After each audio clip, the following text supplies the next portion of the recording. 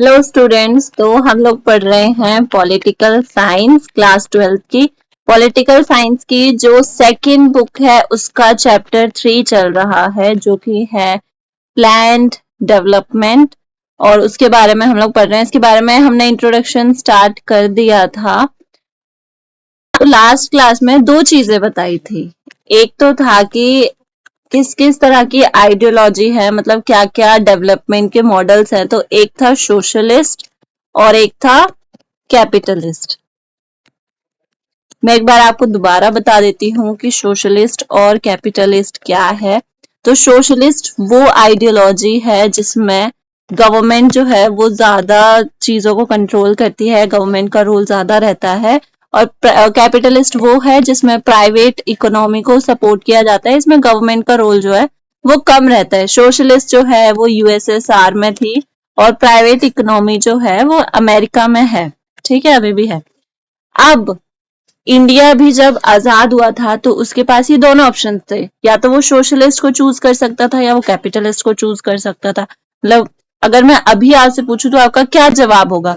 फटाफट मुझे कमेंट में बताना कि आपका क्या जवाब होगा कि इंडिया जो है वो सोशलिस्ट कंट्री है या वो कैपिटलिस्ट कंट्री है, और आपको ऐसा क्यों लगता है।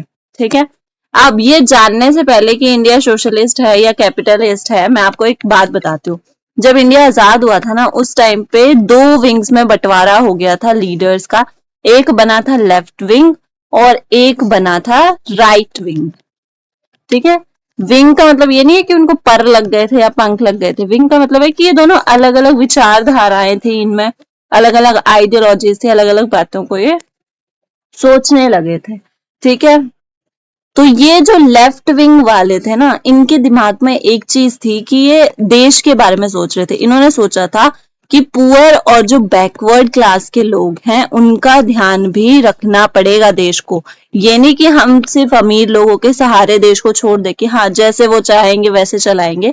लेफ्ट विंग का ख्याल ये था कि पुअर और बैकवर्ड लोगों के बारे में हमें सोचना पड़ेगा, हमें जो भी फैसला लेना पड़ेगा, जो भी फैसला लेंगे हम वो इन लोगों को ध्यान में रख के लेंगे। ठीक है, ये लोग कंसर्न थे गरीब लोगों के लिए।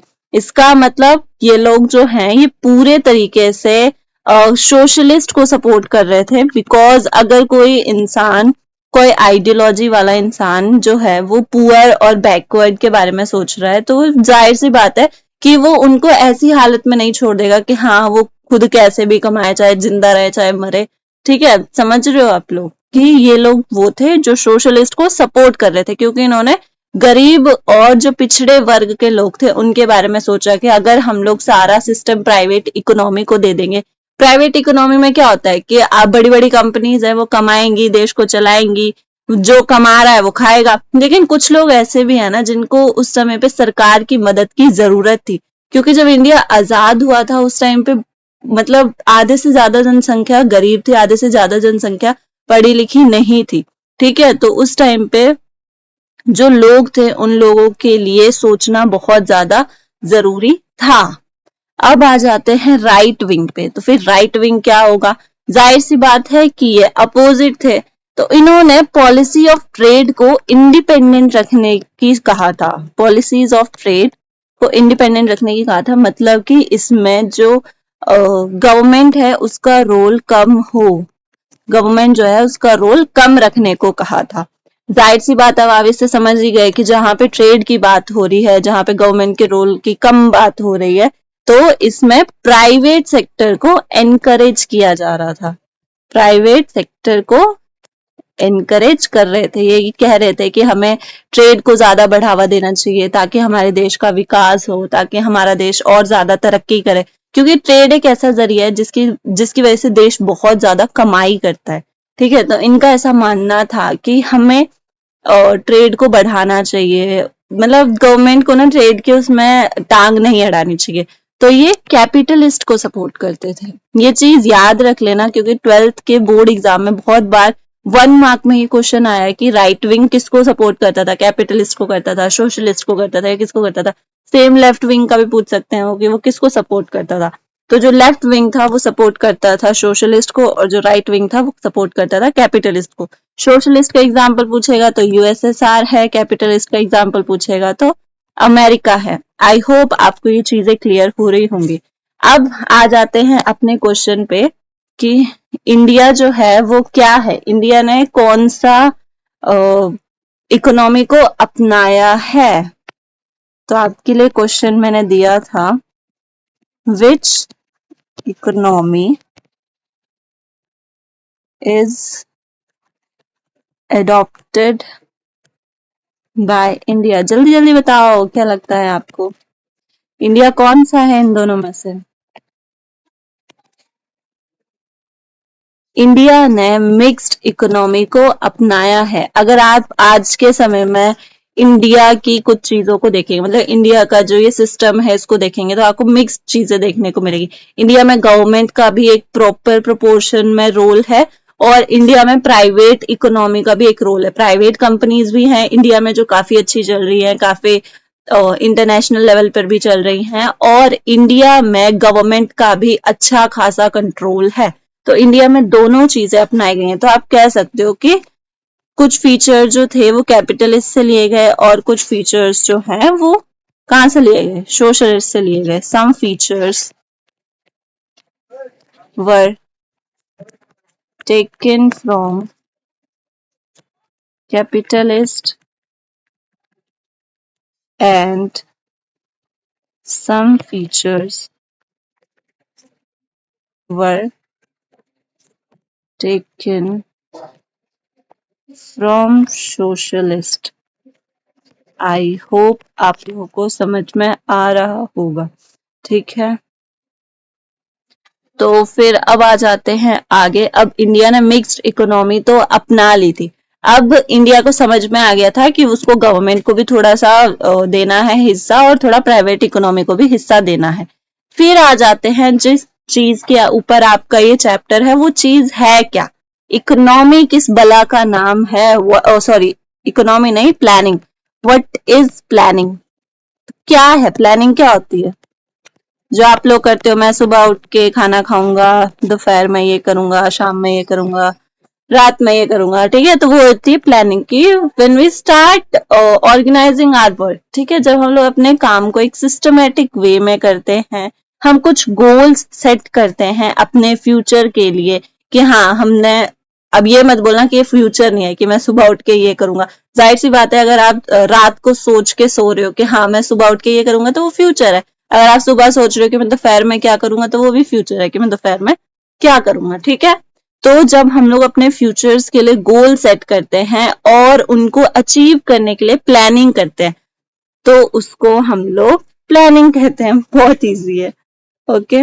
व्हेन प्लानिंग की डेफिनेशन प्लीज याद कर लेना, बिकॉज बहुत सारे बच्चे इसको नेग्लेक्ट करते हैं, इग्नोर करते हैं, और ये एग्जाम में आ जाती है। कई बार ना 6 मार्क्स का क्वेश्चन होता है ना, तो उसमें ये चीजें आपको हेल्प करती हैं कि आप अपना आंसर बड़ा दिखा सको, अपने आंसर को अच्छे से कंपेयर कर सको, ठीक है, मतलब उसको एक्सपैंड कर सको। When we set some goals for the future and plan to achieve them is called planning। मैं आपको दोबारा याद दिला रही हूँ कि साथ साथ में नोट्स बनाते चलिए, ठीक है। वाओ व्हाट अ जी।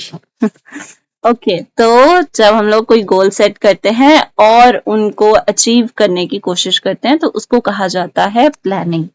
अब आ जाते हैं, अगर प्लानिंग की बात हो रही है तो जाहिर सी बात है कि आपने ये नाम सुना होगा, प्लानिंग कमीशन।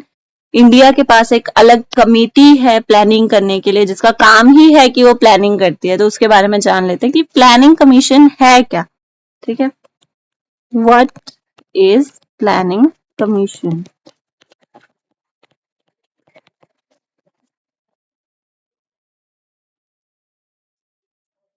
जिनको डर लग रहा है बोर्ड से, तो डरो मत, अभी भी आपके पास बहुत ज्यादा टाइम है, आप अभी भी स्टार्ट करोगे तो आप बहुत अच्छे मार्क्स ला सकते हो।